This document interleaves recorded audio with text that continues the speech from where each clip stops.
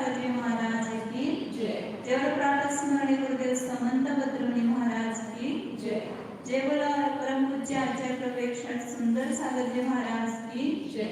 जय बोला परम पूज्य दीक्षा गुरु वत्सल सिंधु आचार्य सुयस सागर जी महाराज की जय। जय बोला परम पूज्य श्री सागर जी महाराज की जय। जय बोला पूज्य आदिका चिन्मती माता जी की जय। श्री कुंड नमस्कार।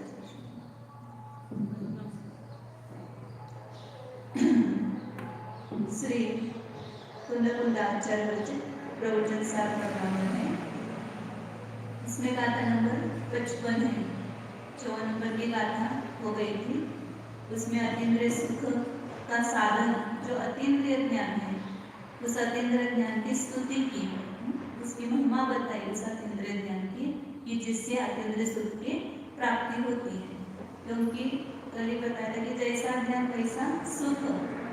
ज्ञान में यदि अनेक संकल्प विकल्प है तो हमें नियम से आकुलता उत्पन्न होती है, और यदि ज्ञान में कोई संकल्प विकल्प नहीं है, रागादि विकल्प से रहित, जितने कम विकल्प होंगे उतनी आकुलता कम होगी, न सुख मिलेगा, और जितने आकुलता ज्यादा होगी उतना दुख मिलेगा। तो ज्ञान और सुख इन दोनों का क्या है, अविनाभाव संबंध है। इसलिए हमें सुख चाहिए तो ज्ञान को बदलना पड़ेगा।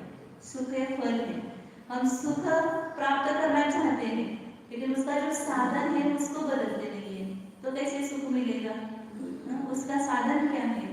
तो बताया कि अतीन्द्रिय सुख का साधन अतीन्द्रिय ज्ञान है। तो जितना हम निर्विकल्प होकर के अपनी शुद्धात्मा का अनुभव करेंगे उतना सुख की मात्रा वहां पर अपने को प्राप्त होगी, वो अतीन्द्रिय सुख प्राप्त होगा। अब आगे इंद्रिय ज्ञान का वर्णन करते हैं, उसके उत्थाने का पढ़ते हैं। अत्र इंद्रिय सौख्य साधनीभूतम् इंद्रिय ज्ञानम् हेयं प्रनिन्दति। अब आगे इंद्रिय सौख्य का साधनीभूत कौन है? इंद्रिय ज्ञान। इंद्रिय सुख किस कारण से मिलता है? इंद्रिय ज्ञान उसका साधन है। तो इंद्रिय उस इंद्रिय ज्ञान को हेय रूप से उसकी निंदा करते हैं। पिछले गाथा में क्या बताया था? अतीन्द्रिय ज्ञान की प्रशंसा करते, स्तुति करते हैं, और यह कहते हैं कि इंद्रिय ज्ञान की निंदा करते हैं कि आचार्यों को राग द्वेष है क्या, उनकी स्तुति करना और उसकी निंदा करना। परसों ही बताया था कि यथार्थ स्वरूप का वर्णन करते हैं तो उसका स्वरूप ही इतना उत्कृष्ट है कि वो स्तुति जैसा लगता है, और इंद्रिय ज्ञान का स्वरूप ही ऐसा निकृष्ट है कि उसका वर्णन करते हुए उसकी निंदा लगती है।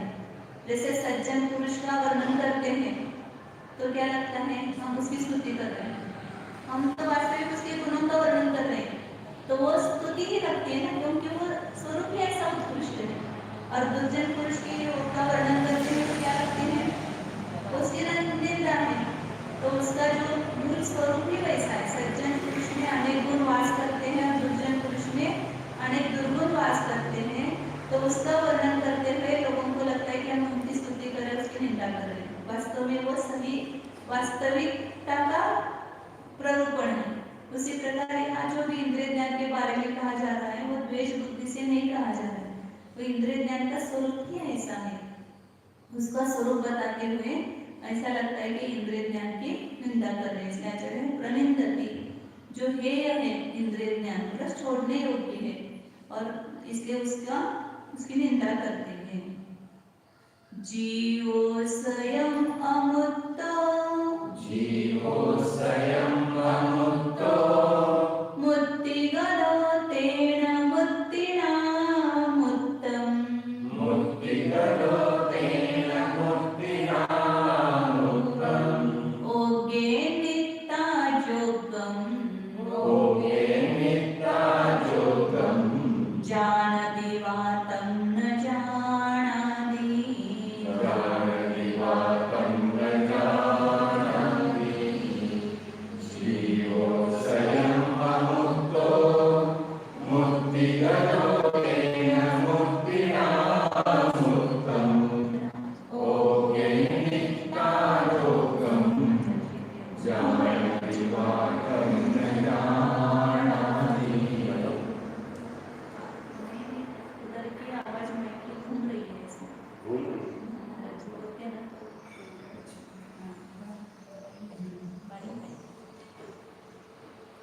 क्या बता रहे, जीवो स्वयं अमूर्तो, जीव स्वयं कैसा है, अमूर्तिक है, स्पर्श रस गंध वर्ण रहित है, उसको जानने के लिए किसी साधन की आवश्यकता नहीं है।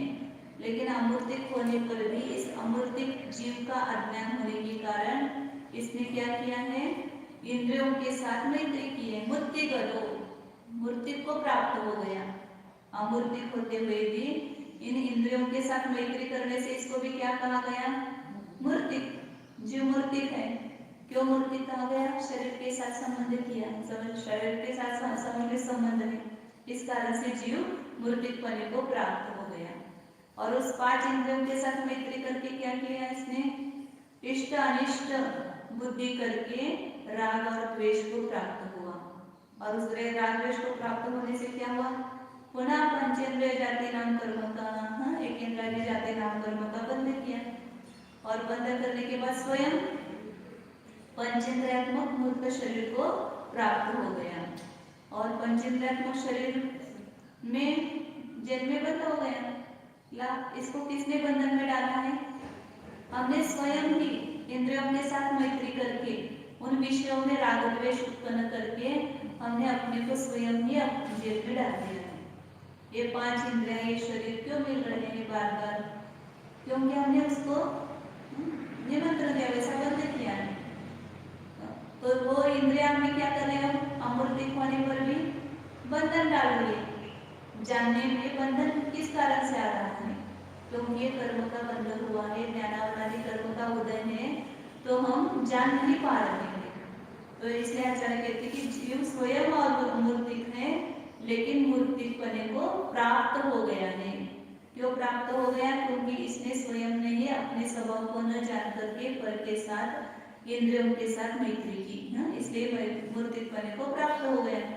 जैसे कोई उच्च घराने का आदमी होता है और ऐसे लड़कों के साथ दोस्ती करता है, ये जो व्यसनी है, तो व्यसनपने को प्राप्त होता है। उस स्कूल में तो कुछ नहीं था, लेकिन ऐसे लोगों से मैत्री की तो वे सब आदतें उसमें आ जाती हैं। तो स्वयं ही उसने क्या कि उससे दोस्ती की, इसलिए स्वयं का नुकसान हुआ। उन मित्रों ने भी कुछ नहीं बिगाड़ा है, दूसरों ने कुछ नहीं बिगाड़ा है। तो इसी प्रकार आत्मा अमूर्तिक होते हुए भी हम स्वयं उस मूर्तिक इंद्रियों के साथ दोस्ती करते हैं, उसको अपना मानते हैं और उसके अनुसार आदेश करते हैं, इसलिए हमें वापस ये इंद्रिय और शरीर प्राप्त होते हैं, इसलिए आत्मा मूर्तिक हो गया है। और फिर क्या हो गया, फिर जेल में बंद होने के बाद अब सब जानने में उसको बाहर जाने में बाधा हो रही ना, बाहर नहीं जा सकता है, अंदर बैठे बैठे खिड़कियों से देख रहा है, लेकिन उस इंद्रियों के बारे में इसको गर्व उत्पन्न हो गया, ये मेरी इंद्रियां हैं, मैं कैसा अच्छा जानता हूँ, मैं कैसा अच्छा आंखों से देखता हूँ, मेरे कान कितनी अच्छी तरह से सुनते हैं, कितना ही इंद्रियों के प्रति इसको घमंड हो गया है। वास्तव में ये जेल है, समझना जेल में बंद है। और इस कारण से क्या हो रहा है, तेन मुक्तिना उत्तम होगे नित्ता, इसलिए फिर इसको ऐसी पराधीनता आ गई, अब तुम्हें देखना है, जानना है तो इन बुद्धि के द्वारा जाना, मुक्ति ना मतलब मुक्ति के इंद्रियों के द्वारा। अब तुम स्वयं से नहीं जान सकते, तुम्हें जानने की शक्ति थी, लेकिन अपराध किया तो इस शरीर रूपी जेल में बंद हो गए और इंद्रियों के साथ दोस्ती की, तो अब उस इंद्रियों के द्वारा ही देखना पड़ रहा है। और किसको देख रहा है, मूर्ति को, इंद्रियों के द्वारा मूर्तम विषय, मूर्तिक विषय को जान रहा है, अमूर्तिक विषय को जान नहीं पाता है, क्योंकि मूर्तिक इंद्रियों के द्वारा अमूर्त विषय को कैसे जानेगा। तो सब ये दुर्दशा हमने अपनी किसने की है, हमने स्वयं ने की है, अपनी दुर्दशा हमने स्वयं ने की है। हम अपने को स्वयं को सुधार सकते हैं, जो दुर्व्यसन में गया है उसको कौन सुधार सकता है, कोई भी सुधार नहीं सकता है। यदि वो स्वयं बदल जाए तो बदल जाए, नहीं तो दूसरा कोई उसको सुधार नहीं सकता है। उसी प्रकार इस मूर्तिक इंद्रियों के साथ मैत्री करके हमने अपनी दुर्दशा बनाई है, तो हम स्वयं ही उसको सुधार सकते हैं। इसकी दोस्ती अभी तो छोड़ो, अब तक की, अब तो ये मानो कि इंद्रिया मेरी नहीं है, इंद्रियों के विषय मेरे भोग्य नहीं है, मैं इन इंद्रियों से भिन्न एक अतीन्द्रिय ज्ञान स्वरूपी हूँ और इन विषयों का मेरा कुछ भी संबंध नहीं है, वो भी मुझसे पर है। इस प्रकार उससे भेद विज्ञान करेंगे तो इस इंद्रियों का संबंध छूटता रहेगा। तो इंद्रिय ज्ञान कैसा है वो बता रहे कि जीव स्वयं अमूर्तिक होते हुए मूर्तिक इंद्रियों को शरीर को प्राप्त हो गया, इसलिए उस मूर्तिक के द्वारा मूर्तिक को ही भोगे नित्या ग्रहण करके, पिछले गाथा में बताया अतीन्द्रिय ज्ञान अमूर्तिक को भी जानता है, मूर्तिक में भी अतीन्द्रिय को जानता है, प्रच्छन्न को भी जानता है। ये स्वयं अमूर्तिक शक्ति के द्वारा जान रहा है तो सब कुछ जान पा रहा है, लेकिन इस मूर्तियों का अवलंबन लेना पड़ रहा है, इसलिए मूर्ति को ही ग्रहण कर पा रहा है। कौन भोगे नित्या जो कम जानती, योग्य को ही जानता है, उसको ग्रहण करके भी उसके योग्य जो है उसको ही जानता है, और तब न जाना भी और नहीं जानता भी नहीं है। यदि इसका ध्यान उस तरफ नहीं है, योग्य भी है, सामने भी है वस्तु, फिर भी जानेगा, ये कुछ नियम नहीं है। जाना दिवातम न जाना भी, जानता भी है या अपने से शास्त्र भी बैठा हुआ है और शब्द प्रवचन भी चल रहा है, तो ग्रहण करते ही है क्या? नियम से इंद्रिय दूसरी जगह जाती है, कई विकल्प भटकता है, तो योग्य होने पर भी नहीं जानते, ग्रहण नहीं करते। ऐसे कितनी सारी बातें हैं। इंद्रियों के द्वारा जब हमारा उपयोग उधर जाएगा तभी जान पाएंगे, इसलिए कितना ये इंद्रिय ज्ञानहीन है, निकृष्ट है। टीका में तो देखो अब उसके लिए कैसे कैसे शब्दों का प्रयोग किया है। टीका इंद्रिय ज्ञानम ही मूर्त उपलम्बकम मूर्त उपलब्ध्यम च। इंद्रिय ज्ञान कैसा है? पहले तो मूर्तोपलब्धकम मूर्तोपलब्ध्यम च, इसका न्यायक कौन है? वो मूर्त है। उपलम्बक मतलब उपलम्ब करने वाला, ज्ञान करने वाला। मूर्तोपलम्बकम, इंद्रियों के द्वारा यह ज्ञान प्रवृत्त होता है और इंद्रियों के मूर्त पदार्थों को ही ग्रहण करता है। ऐसा उपलम्बक मतलब जानने वाला, लेना, बताने वाला, जानने में निमित्त भूत कौन है? मूर्त है। और किसको जान रहा है? मूर्ति को ही जान रहा है। मूर्तोपलब्ध्यम च, मूर्त ही उपलम्बक है, जानने में निमित्त है, और मूर्त ही उपलब्धि है, मतलब प्राप्त करेंगे। इस इंद्रियों के द्वारा हम अपने अमूर्तिक आत्मा को नहीं जान पाएंगे, इसलिए ध्यान के समय आत्मा को जानना है तो किसके द्वारा जानेंगे? कौन सी इंद्रियों के द्वारा आत्मा दिखेगी? अंदर अंदर तो दिखना चाहिए, ऐसा लगता है कुछ। आंखें बंद भी करते हैं ना, कुछ सफेद सफेद दिखना चाहिए, चमक दिखनी चाहिए, ऐसा कुछ सुंदर दृश्य दिखना चाहिए, तो ऐसा कुछ दिखेगा नहीं, क्योंकि इंद्रिया मूर्ति को ग्रहण नहीं करती है, वो मूर्ति को ही ग्रहण करता है। जो भी दिखेगा आपको मूर्ति की दिखेगा, मूर्तिक नहीं दिखेगा। तो ये इंद्रिय ज्ञान मूर्तिक इंद्रियों के द्वारा ही जानता है और मूर्तिक पदार्थ को ही जानता है, इसलिए अमूर्ति को नहीं जानता है। आगे इसका महात्मा बुद्धि म्हणतात ते कसं काय करतात ते सांगायला सारखं आत्माला बुद्धि सांगा। मूर्तिक इंद्रियों के द्वारा आत्मानुभूति नहीं होती है, अपने अतीन्द्रिय संवेदन प्रत्यक्ष ज्ञान से मतिश्रुत ज्ञान भले ही हो, शौचमिक ज्ञान है, लेकिन वो भी यदि इंद्रियों का सहारा छोड़ करके साधन अतीन्द्रिय ज्ञान ले लो और विषय भी अपना आत्मा अतीन्द्रिय आत्मा लेते हैं, तो वहां पर अनुभूति होती है। आगे तत्वान एवः स्वयं अमूर्तः अपि पंचेन्द्रियात्मकं शरीरं मूर्तम् उपादतः तेन व्यक्ति निष्पत्तौ बलाधान निमित्त तयोपलम्बकेन मूर्तेन मूर्त स्पर्श आदि प्रधानम वस्तु उपलब्धताम उपागतम योग्यम अवगृह्य कदाचित तद उपरि शुद्धि संभवात् अवगच्छति कदाचित तद असंभवात् न अवगच्छति परोक्षत्वात्। इतनी इंद्रिय ज्ञान की हिंताएं बता रहे हैं। तद्वान जीव, तद्वान जीव मतलब इंद्रियवान जीव, इंद्रिय सहित मूर्तिक जीव, इंद्रिय ज्ञान वाला जीव क्या करता है? कौन है इंद्रिय ज्ञान वाला जीव? हम सब बाहर दिख रहा है ना, इंद्रिय ज्ञान वाला कौन है? हम ही इंद्रियों से देख रहे हैं ना। तो ये इंद्रिय ज्ञान वाला जीव स्वयं अमृत भी, अब स्वयं अमृत तुरंत अंदर जाना चाहिए बस, ये अपने आत्म प्रदेश भाषित होना चाहिए। कैसे है? अमूर्तिक है, भले शरीर में है लेकिन आत्म प्रदेश तो अमूर्तिक ही है। ये शरीर के संबंध के कारण उसको मूर्तिक कहा जा रहा है। तुरंत अपनी पहचान होनी चाहिए, स्वयं अमूर्त भी, स्वयं अमूर्तिक होने पर भी आत्म प्रदेश कैसे अमूर्तिक है? ऐसा है, फिर भी कैसा हो गया है? इंद्रिय ज्ञान वाला हो गया है जीव। और पंचेंद्रियात्मकम शरीरम मूर्तम उपागतः, आत्मा यदि यहाँ बिना शरीर के रहता तो किसी को भी दिखता नहीं। ये शरीर से रह रहा है, इसलिए सबको क्लिंग में पकड़ में आ रहा है, यहाँ आत्मा है, यहाँ आत्मा है। अब सिद्धालय में आत्मा है, किस किस को दिखता है? अनंत अनंत सिद्ध परमेश्वर विराजमान है, किसी को भी पकड़ में नहीं आएंगे क्योंकि अमूर्तिक है, वही जानेंगे बस परस्पर सभी को।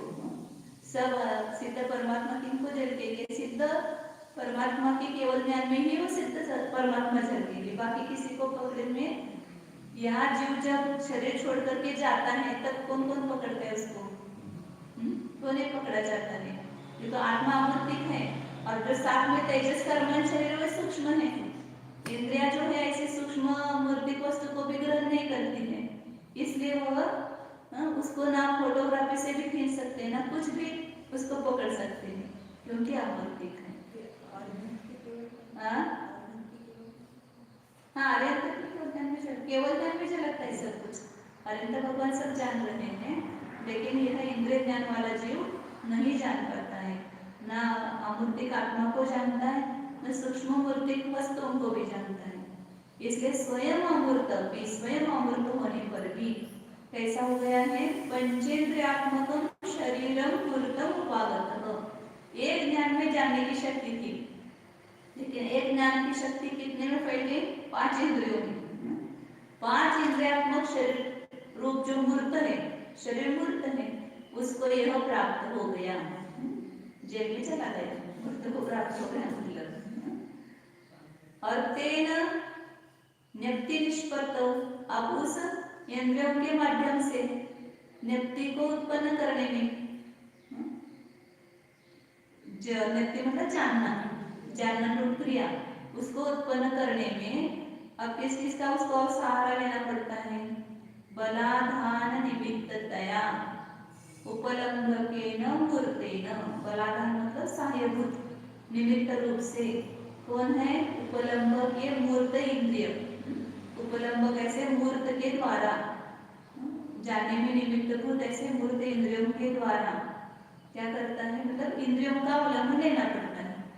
और मूर्तम स्पर्शादि प्रधानम वस्तु उपलभ्यता उपागतम, जो मूर्त वस्तु उस मूर्तिक इंद्रियों के द्वारा किसको जानता है? स्पर्शादि, जिसमें प्रधान है, जिसमें स्पर्श रस गंध वर्ण है, ऐसे वस्तु को, मूर्त वस्तु को ही उपलब्ध पने को मतलब नेय पने को प्राप्त करता हुआ योग्य अवग्रह्य, उसमें भी योग्य, अपने जो योग्य है 5 इंद्रियों के पीछे तो बहुत सारे हैं, लेकिन सबको नहीं ग्रहण करता है। जो योग्य विषय है, इसके विषय क्षेत्र में के बाहर है उसको नहीं जान पाता है, इसके विषय क्षेत्र में जो है उसको ही जान पाता है।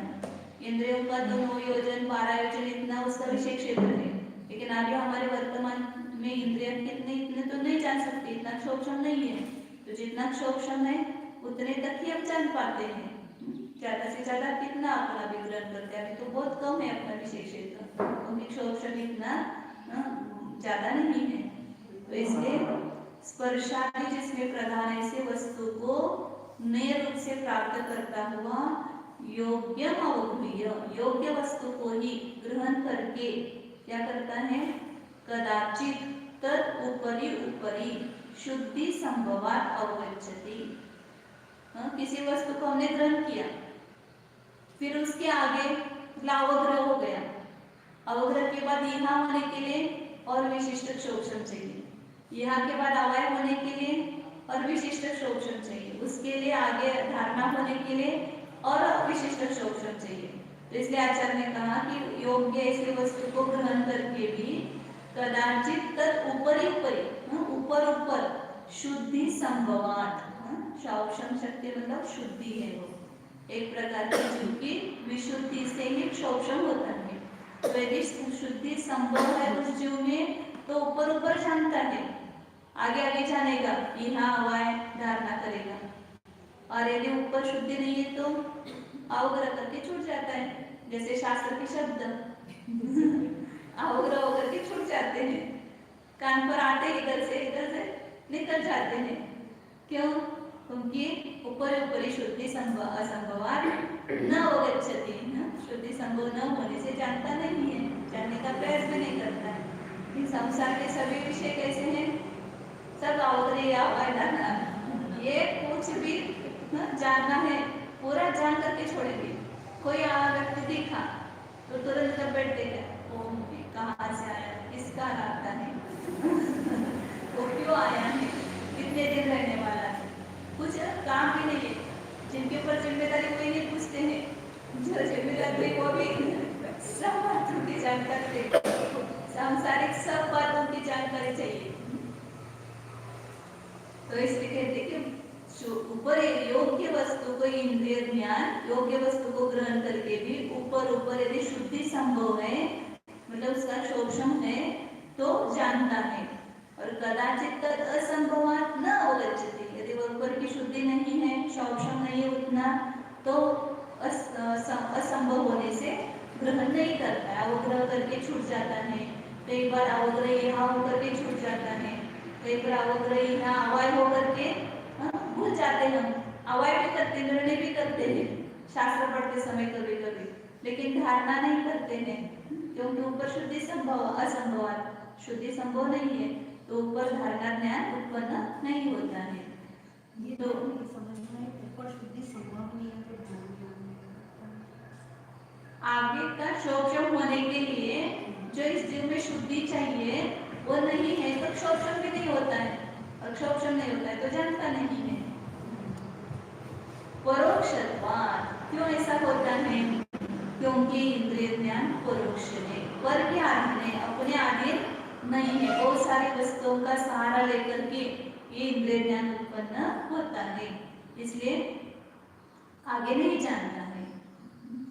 इसलिए ये इंद्रिय ज्ञान वास्तव में देखा जाए तो अपना मित्र नहीं है। हमने उसको मित्र बनाया है, लेकिन ये अपना मित्र नहीं है। वो तो कौन है? अपना शत्रु है, अपने स्वभाव का घात करने वाला है। कितना घात किया देखो, हम अमूर्तिक वस्तु को भी जान सकते हैं, मूर्तिक को भी, उसके सूक्ष्म को भी, प्रचन्न को, सबको जानने के हमारे ज्ञान में सामर्थ्य है, शक्ति है, लेकिन हमने उस अमूर्तिक आत्मा का सहारा नहीं लिया, उसको नहीं जाना और इंद्रियों को ही अपना माना और उसमें ही अपनत्व किया, तो इंद्रियों में फंस गए तो क्या करते हैं? ऐसे जो ठग होते ना मित्र, वो अपने को कुछ सलाहते हैं, कुछ थोड़ा सा लोभ दिखा करके अपने को भटकाते हैं और फिर अपना सब पूरा सर्वस्व ले लेते हैं, सब अपने को खाली करके फिर छोड़ देते। ऐसे इंद्रिय ज्ञान हमारे पूरे स्वभाव का घात करके अपने अधीन कर लेता है और हम उसमें फंस जाते हैं।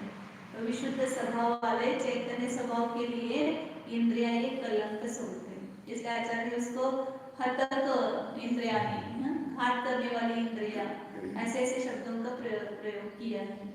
तो अपने उन्नति में ये इंद्रिया बाधक है ऐसा समझना। इसलिए जितना इंद्रियों का अवलंबन छोड़ करके हम अपने आत्मा को जान सकते हैं, उसका पुरुषार्थ करना चाहिए। और कैसे है इंद्रिया, वो बताया है परोक्ष ज्ञान। परोक्षम ही ज्ञानम अति दृढ़तर अज्ञान तमो ग्रंथि गुंठना निमिलितस्य अनादि सिद्ध चैतन्य सामान्य संबंधस्य अपि आत्मनः स्वयं परिचितुम असमर्थम परिचितुम अर्थम असमर्थस्य उपात अनुपात पर प्रत्यय सामग्री मार्गन्य व्यग्रतया अत्यंत विसंस्थूल विसंस्थूलत्वम् अवलंबमानम् अनन्तया शक्तेः परिस्खलनात् नितान्त विक्लवीभूतं महामोहमल्लस्य जीवत् अवस्थत्वात् परपरिणति प्रवर्तित अभिप्रायम् अपि पदे पदे प्राप्त विप्रलंबम अनुलंब संभावना एव परमार्थतः अर्हति अतः तद्व्ययम्। परोक्षम के ज्ञानम, ये परोक्ष ज्ञान इंद्रियों के द्वारा होने वाला ज्ञान है, परोक्ष ज्ञान है। वो कैसा है? अति दृढ़तर अज्ञान तमो ग्रंथि गुंठनात्, हाँ अत्यंत दृढ़तर शब्द का प्रयोग किया है। अति भी लगाया है, तद भी लगाया। ये अज्ञान रूपी अंधकार की ग्रंथि कैसी है? अत्यंत दृढ़तम है। इसलिए निमीलितस्य अनादि सिद्ध चैतन्य सामान्य संबंधस्य भी आत्मनः स्वयं परिच्छेदुम अर्थम असमर्थस्य। ऐसा हो गया ये आत्मा, जो परोक्ष ज्ञान कैसा है वो बता रहे आगे। तो बहुत ठगाने वाला है इस जीव को। विप्रलंब आगे उसका अत्यंत विसंस्थूलत्वम जो है ना, इसका वो विशेषण है परोक्ष ज्ञान का। तो अत्यंत दृढ़तर ऐसे अज्ञान रूपी अंधकार की जो ग्रंथि है, उससे यह आत्मा अवगुंठित हो गया है, मतलब उससे ढक गया है। इसलिए निमीलितस्य अनादि सिद्ध चैतन्य सामान्य संबंध, आत्मा कैसा है? अनादिकाल से चैतन्य सामान्य काल के साथ इसका संबंध है। वास्तव में अनादिकाल से अपने साथ कौन आया है? इस चैतन्य सामान्य ही आया है। न कहीं का शरीर आया है, न कर्म आया है, न कर्म के द्वारा दी गई वस्तु आई है, न कोई भाव कर्म अपने साथ में है। अनादिकाल से अपने साथ में कोई है तो चैतन्य सामान्य। चैतन्य सामान्य के साथ इस आत्मा का संबंध है। लेकिन आत्मा का चैतन्य सामान्य के साथ संबंध होने पर भी यह क्या हो गया है? आत्मन स्वयं परिच्छेदुम अर्थम असमर्थस्य। इस अज्ञान रूपी ग्रंथि में अवगुंठित होने से यह स्वयं जानने के लिए असमर्थ हो गया, पदार्थ को स्वयं नहीं जान पा रहा है। जैसे किसी की आंखों के ऊपर पट्टी बांधी है तो क्या होता है? आंखों से दिखाई नहीं देता है। इसी प्रकार ये आत्मा के ऊपर अज्ञान की पट्टी बंधी हुई है। अज्ञान तमो ग्रंथि गुंठनात्, अज्ञान रूपी की पट्टी बंधी हुई होने से ये स्वयं जानने के लिए असमर्थ हो गया है। इसलिए जानने के लिए फिर क्या करना पड़ता है इसको? उपात्त अनुपात्त पर प्रत्यय सामग्री मार्ग में विकृतया। कितनी सामग्री खोजनी पड़ती है? आप देखिए कितनी सामग्री खोजनी चाहिए? इंद्रिया, उपात्त, उपात्त कौन सामग्री? इंद्रिय है। उसके निवृत्ति उपकरण सब ठीक होने चाहिए। यदि उसमें कुछ बिगाड़ है तो दिखाई नहीं देता है। सब इंद्रिय और निवृत्ति उपकरण भी ठीक है, लेकिन बाह्य सामग्री, चश्मा नहीं है, फुट गया चश्मा, नहीं पढ़ सकते, सब अंधेरा अंधेरा दिखाई दे रहा है। चश्मा निकाला तो चश्मा चाहिए, प्रकाश चाहिए, और कितनी सारी सामग्रियों को प्राप्त करना पड़ता है। तो शरीर इंद्रिय यह प्राप्त सामग्री, इसको उपात्त बोलते हैं। और जीव से भिन्न प्रदेशों में स्थित जो है, प्रकाश है, चश्मा है, गुरु है, और भी कुछ जो साधन है, दिखाई नहीं देता है तो दूरबीन ले लो हाथ में, तो ये पुस्तक है, ये सब वो अनुपात्त सामग्री। जो जीव के साथ एक क्षेत्रावगाहन होता है उसको बोलते हैं उपात्त सामग्री, और जीव से भिन्न प्रदेशों में स्थित जो सामग्री है वो अनुपात्त सामग्री। तो इन सब सामग्री की खोज में व्यग्र होने से, मैं कभी कभी किन लोगों को देखती हूँ ना, खाली साधन ही इकट्ठा करते रहते हैं, काम रह जाता है बाजू में। सब पुस्तकें इकट्ठे करेंगे, सब प्रकाश लाइट जो भी ज्ञान बुक सब लाएंगे, लेकिन अभ्यास कितना करेंगे? इस सामग्री के मार्गन मतलब खोजने में ही व्यग्र हो जाता है, और ये साधन चाहिए और ये साधन चाहिए। उस साधनों की खोज में क्या हो गया है, व्यग्र हो गया है और परावलंबी बन गया है, पराधीनता आ गई। क्योंकि इतनी सब सामग्रियों के आधीन जब रहना पड़ता है तो ज्ञान कितना पराधीन हो गया। जैसे मतलब वास्तव में ज्ञान साधन अपना था, उसके द्वारा हम जान सकते थे, लेकिन इसने पर पदार्थ के साथ मैत्री की तो उसके कारण से यह पराधीन हो गया। कितना पराधीन हो गया।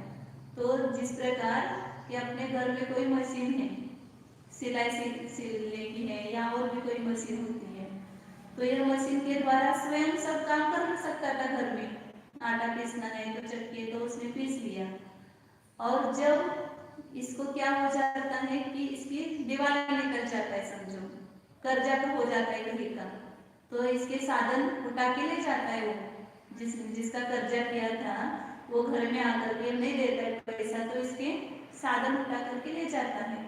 अब वो सिलाई मशीन ले गया, इसको कपड़े सिलना है तो क्या हो जाता है, फिर पराधीन हो जाता है। दूसरों के किराए पर के इस पर जाओ, या दूसरों से मांगो, दूसरों से परमिशन लो, तो उनके यहाँ जा करके फिर ये कपड़ा सिल सकता है। आटा पीसना है तो दूसरों के यहाँ जाओ, किराया दो, फिर पीसो। मतलब जो स्वयं इसके पास साधन था, लेकिन यह साधन इसने कर्जा करने के कारण वो छीन लिया गया इससे, और छीन लिया जाने से अब ये पराधीन हो गया तो दुख का अनुभव करता है। उसी प्रकार हमारे पास ज्ञान रूपी यंत्र साधन था स्वयं अपने घर में, आत्मा रूपी घर में ये ज्ञान रूपी साधन है, लेकिन इसने कर्म का इतना कर्जा किया कि उस कर्म ने क्या किया, इस ज्ञान यंत्र पर अपना कब्जा कर लिया। फिर इसको एक एक वस्तु को जानने के लिए कितने घरों में जाना पड़ता है। इंद्रिय रूपी घर में जाओ, प्रकाश रूपी घर में जाओ, पुस्तक रूपी घर में जाओ, फिर बोलो थोड़ा सा मुझे ध्यान दे दो, गुरु के पास जाओ। तो इस प्रकार यह क्या हो गया, उपात्त अनुपात्त पर प्रत्यय, उपात्त सामग्री और अनुपात्त सामग्री, इसको खोजने में व्यग्र हो गया इसका उपयोग। और उसका होने से देखो कि बाहर के भी अपन थोड़ा सा दुनिया में क्या चल रहा है वो देखो, कि जो स्वाधीन वस्तु है उसके लिए हम कितने पराधीन हो गए हैं। जैसे अभी हमें डॉक्टरी सीखना है तो कितना व्यग्र होना पड़ता है, इंजीनियर सीखना है तो कितना व्यग्र होना पड़ता है। जो हो रहे उनको पूछो कितना व्यग्र हो गए। पहले 12वीं अच्छी तरह से पास करो तो 12वीं में अच्छे नंबर आएंगे तो आगे एडमिशन मिलेगी। तो 12वीं में पास होने के लिए रात दिन इतनी पुस्तकों को संग्रह करता, इतने क्लासेस लगाना, इतने रात दिन माँ बाप को भी जगना पड़ता है उनके साथ में, वो नहीं तो लड़का पढ़ाई नहीं करता है। फिर कुछ भी करके 12वीं पास हो गया, फिर इंटर्नशिप दे दो, फिर मई महीने की छुट्टी भी गई 2 दिन हम देख रहे हैं 5, 7, 8, 10 सालों में क्या क्या लड़कों के हाल हो रहे हैं कि उस 12वीं की छुट्टी जो मनाते थे वो भी गई, वो इंटर्नशिप की परीक्षा के देने में व्यस्त हो गए, फिर कहीं नहीं जा सकते, कहीं नहीं आ सकते हैं। फिर इंटर्नशिप की परीक्षा कैसे भी पास हो गया, वहाँ आगे की एडमिशन कैसे मिलेगी, उसके लिए खोज उस कॉलेज में, उस कॉलेज में सब जगह ये लगाते हैं, वशीला को क्या बोलते हैं, सिफारिश लगानी पड़ती है। फिर उसके लिए डोनेशन, अब डोनेशन भी इतना माँ बाप के पास नहीं होता है, तो सब जगह से कर्जा निकालो, लाखों रुपयों की फीस 15-15 लाख 20-20 लाख डॉक्टर होने के लिए कितनी भरनी पड़ती है।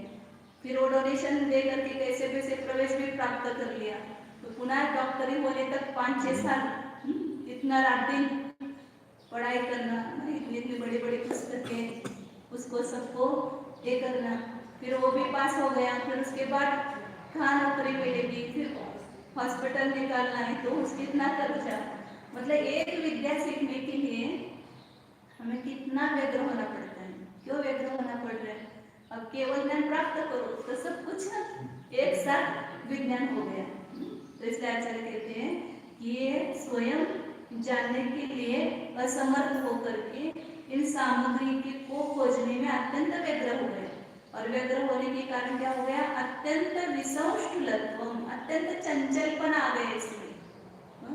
क्यों क्योंकि बार बार सबको जानने के लिए इधर उधर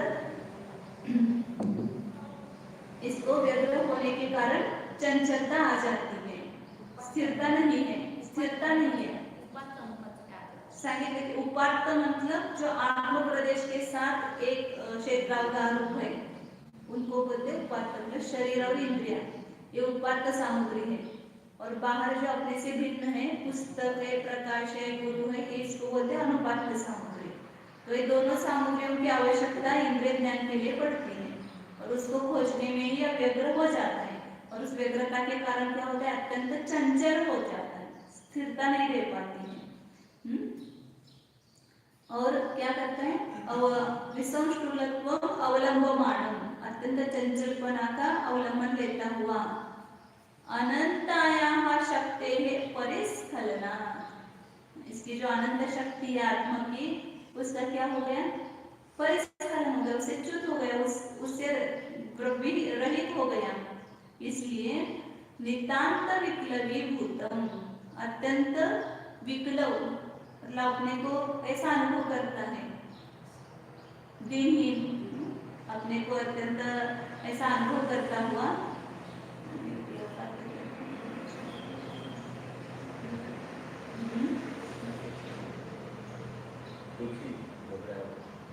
विक्लव ऐसा ही लिख रखा है, विक्लव करता हुआ मतलब खिन्न, दुखी, घबराया हुआ, बार बार दुखी, खिन्न, घबराया हुआ ऐसा अनुभव करता है। मतलब इस इंद्रियों का भी भरोसा नहीं है ना, तो उसको इंद्रियों को टिकाने के लिए, उसको सुरक्षित रखने के लिए फिर आकर दिन उसकी सेवा करनी पड़ती है इंद्रियों की। आंखें धो, आंखों का व्यायाम करो, आंखों के डॉक्टर को दिखाओ, इसके लिए आंख टॉनिक ले लो, आंखों में दवाई डालो, और इतना सब करने चिंता करने पर भी मोती बिंदु हो जाता है, काट बिंदु हो जाता है, तो जाओ ऑपरेशन करो। ऑपरेशन करने के बाद भी 1 महीना कुछ देखो मत, कुछ पढ़ो मत, कितनी उसकी चिंता करनी पड़ती है इंद्रियों की। इसलिए वो अत्यंत विसंष्टुलत्व अवलंबमानम, और क्या कहते हैं, अत्यंत चंचल होता हुआ, अनंताया शक्ति परिस्खलनात्, इसकी जो अनंत शक्ति है जानने की, उससे च्युत होने से, उस अनंत शक्ति से च्युत होने से नितांत विक्लवीभूत, अत्यंत खेदखिन्न, दुखी होता हुआ, इन इंद्रियों को संभालने में अत्यंत दीनहीन होता है, खेदखिन्न होता है, चंचलता, चंचलपना वो प्राप्त होता है, और चंचलपना को प्राप्त होकर के अत्यंत खेदखिन्न हो जाता है। वो खेदखिन्न होता है क्योंकि जो अपनी अनंत शक्ति है, उस अनंत शक्ति से ये स्खलित हो गया, च्युत हो गया। वास्तव में आत्मा में अनंत शक्ति थी जानने की, लेकिन उससे च्युत होने से खेदखिन्न होता है। जैसे अपने पास बहुत सारी संपत्ति है और यदि चली जाए तो कैसा अनुभव करता है, खेदखिन्न, 50 करोड़ दे खेदखिन्न होते हैं, क्योंकि वो अपनी संपत्ति थी, वो अपने हाथ से चली गई। तो ये आत्मा की अनंत शक्ति है जानने की, उसे यह रहित हो जाता है, तो अत्यंत विप्लव होकर के, खेदखिन्न होकर के। अब ऊपर देखो, इतना तो खेदखिन्न हो गया, और ऊपर से महामोह मल्लस्य जीवत अवस्थत्वात्, इस इंद्रियों के साथ और कौन है, मोह, महामोह रूपी मल्ल, वो जिंदा होने से जीवत अवस्थत्वात् पर परिणति प्रवर्तिताभिप्रायमपि, वो क्या करता है, इस इंद्रियों के साथ अपना खेल करता है, जो जो जो जानने में आ रहा है उसके साथ पर परिणति प्रवर्तित, दूसरे को परिणामाने के विकल्प किस कारण से आते हैं, इस मोह के कारण से। इंद्रियों के द्वारा जाना कि वहां पर मोह रूपी मल्ल हाजिर हो गया, तुम इसके साथ कौन है तुम्हारा, ये मेरा है, ये मेरा नहीं है, मेरा है तो अच्छा है, इसका परिणाम मेरे अधीन हो, मेरी इच्छा के अनुसार ये वस्तु परिणमित हो, ये सब को खेल करा रहा है इस जीव से। ये मोह रूपी मल्ल ये चुप नहीं बैठने देता है, यह इस जीव को नचाता है इधर उधर। इस कारण से देखो, क्या वो खाना खाने बैठते हैं तो कितने नाच चलते हैं, या अच्छा नहीं बना, ये कैसे डाला है। ये कौन कर रहा है? ये महामोह मल्ल। इंद्रियों के द्वारा हमने टेस्ट ली, तुरंत मोह खड़ा हो गया, ये अच्छी नहीं वस्तु बनी है। अब अच्छी नहीं बनी तो क्या हुआ है? वस्तु तो जैसे वैसी ही है ना, लेकिन इस रस नेत्र के लिए जो टेस्ट हो वही वस्तु अच्छी लगती है, उसके प्रति राग होता है। और कोई करेला देता है तो क्या लगता है? अच्छी नहीं है, कड़वी है, या इसमें नमक नहीं है तो अच्छा नहीं है, इसमें मीठा डाला है तो अच्छा है। ये सब महामोह मल्ल क्या कर रहा है? पर परिणति प्रवर्तित अभिप्रायम। इस महामोह मल्ल के कारण पर परिणति को प्रवर्तित कराने के भाव करता है और उस कारण से दुखी होता है। पदे पदे प्राप्त विप्रलंबम, और इस महामोह रूपी मल्ल के कारण दूसरे वस्तुओं को, विषयों को, इंद्रियों के विषयों को अपने अधीन करने की इच्छा से, उसको अपने इच्छानुसार परिणमित करने के अभिप्राय से पदे पदे, प्रत्येक पर्याय में, प्रत्येक क्षण क्षण में क्या हो रहा है? प्राप्त विप्रलंबम। विप्रलंबम मतलब ठगाया जा रहा है वास्तव में। मतलब इस, समझो कि कोई लड़का है, उसके साथ मारने वाले 4 लोग लग गए, तो उसकी क्या दशा होती है? 4 लोग आए और इस एक बच्चे के ऊपर आक्रमण कर देते हैं, तो एक व्यक्ति क्या करता है? उसको नीचे गिराता है, दूसरा उसको जाकर के बुक्की मारता है, तीसरा उसको खींच लेता है इधर उधर, और चौथा क्या करता है? उसको मार देता है थप्पड़। तो उस बच्चे की जैसे अवस्था हुई है वैसे हमारी भी अवस्था हुई है। उसको देख रहे, लेकिन हमारे ऊपर कितने लोग आक्रमण कर रहे हैं। इस इंद्रिय ज्ञान ने क्या किया? हमको नीचे गिरा दिया, और नीचे गिराते ही इस कर्म ने क्या किया? बुकी मार दी। और फिर ये मोह रूपी मल्ला आकर के क्या करता है? थप्पड़े मार रहा है। तो कैसे अवस्था हो रही इस जीव की, बेचारे की? इसलिए आचार्य ऊपर वो बताता है कि यह जीव ऐसा होते हुए भी नितांत विकल्पने का अनुभव कर रहा है, और इस महामोह के कारण तो और भी ठगाया जा रहा है, और भी यह फसवला जातो, आपण मराठीत फसवतो। तो इसलिए क्या हो रहा है? अनुपलंब संभावना में वो परमार्थतः अर्हति। वास्तव में ये ज्ञान ही नहीं है, इतनी सामग्रियों पर हमें आधीन रहना पड़ता है, और हुआ ज्ञान तो भी इतना उसका घात हो रहा है आत्मा का। ये महामोह मल्ल उसको राग द्वेष उत्पन्न करा करके खेद खिन्न कर रहा है। इस मोह मल्ल के थप्पड़े हमें बैठ रहे हैं। तो ये ज्ञान कहेंगे कि इसको अनुपलंब संभावना एवं परमार्थतः अर्हति। वास्तविक वह ज्ञान ही नहीं है, परमार्थ से वास्तविक रूप से वह ज्ञान कहलाने के लिए योग्य नहीं है। ऐसा ज्ञान ये परोक्ष ज्ञान, अतः तद्धेयम्। इसलिए इंद्रिय ज्ञान ये परोक्ष ज्ञान कैसा है? हेय है, ग्रहण करने योग्य नहीं है, या उसको आदर करने योग्य नहीं है।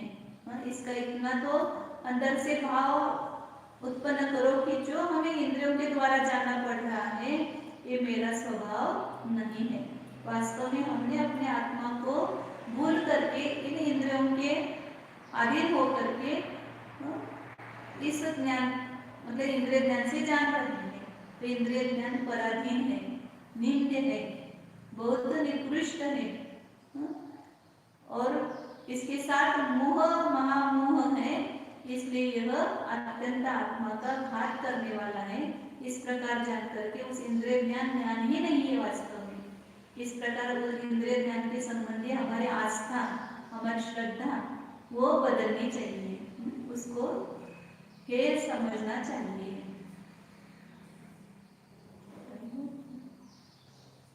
कल पढ़ते हैं।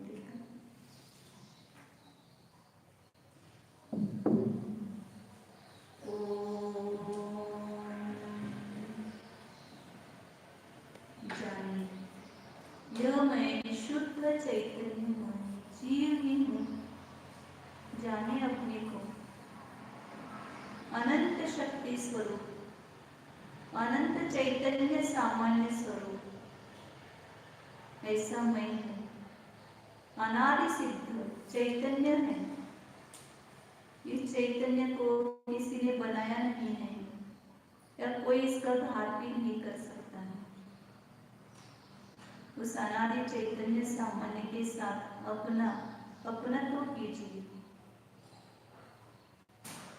मेरा चैतन्य मुझ में है, मेरा अन्य कुछ भी नहीं है। चैतन्य ही मेरा सर्वस्व है। देखिए अंदर है भीतर। यह चैतन्य वस्तु नहीं, उसके साथ तन्मय हो जाइए, उसका अनुभव कीजिए। ये चैतन्य मैं हूँ और इस चैतन्य के अलावा जो कुछ दिख रहा है वो मैं नहीं हूँ। ये शरीर मैं नहीं, कर्म का उदय मैं नहीं, कर्म के उदय से प्राप्त हुआ संयोग मेरा नहीं है। कर्मोदय जनित औदयिक भाव, शैक्षणिक भाव मेरा स्वभाव नहीं है। एक शैक्षणिक मति ज्ञान शुद्ध ज्ञान मेरा स्वभाव नहीं है। इस स्वभाव पर आक्रमण हुआ है। अब उस स्वभाव को इस आक्रमण से छुड़ा करके उसको प्राप्त कीजिए। है स्वभाव, जानो पहले इस स्वभाव पर मेरा ही अधिकार है, अन्य किसी का अधिकार नहीं। मैं जीव हूँ और मेरे अनंत गुणरूपी साम्राज्य पर मेरा ही अधिकार है, अन्य किसी का नहीं। मेरा साम्राज्य मुझे प्राप्त हो, मेरा स्वतंत्र देश मुझे प्राप्त हो। ये चैतन्य देश ही मेरा स्वदेश है। ये असंख्यात प्रदेश ही मेरा स्वदेश है। और इस असंख्यात प्रदेश में जो अनंत गुणरूपी सामग्री है, यही मेरा साम्राज्य है, वैभव है, ईश्वर ऐश्वर्य है। इतना मुझे चाहिए, अन्य कुछ भी नहीं चाहिए। मेरा राज्य मुझे वापस मिल जाए। इस चैतन्य राज्य पर ही राज्य करने वाला मैं एक सत्ताधीश हूँ, एक स्वामी हूँ। मेरा अन्य कोई स्वामी नहीं है।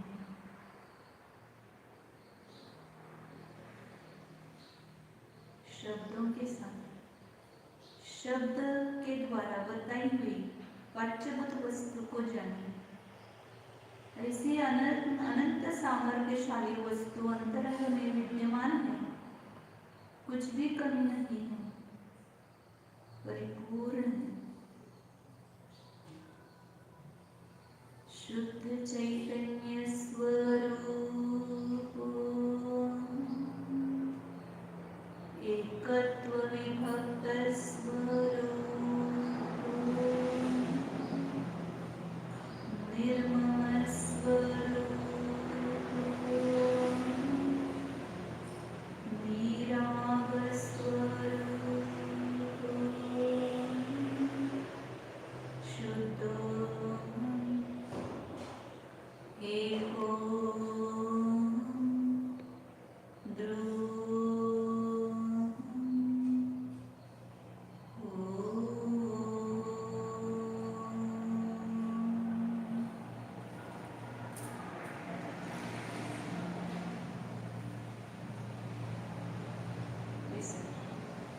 ओम।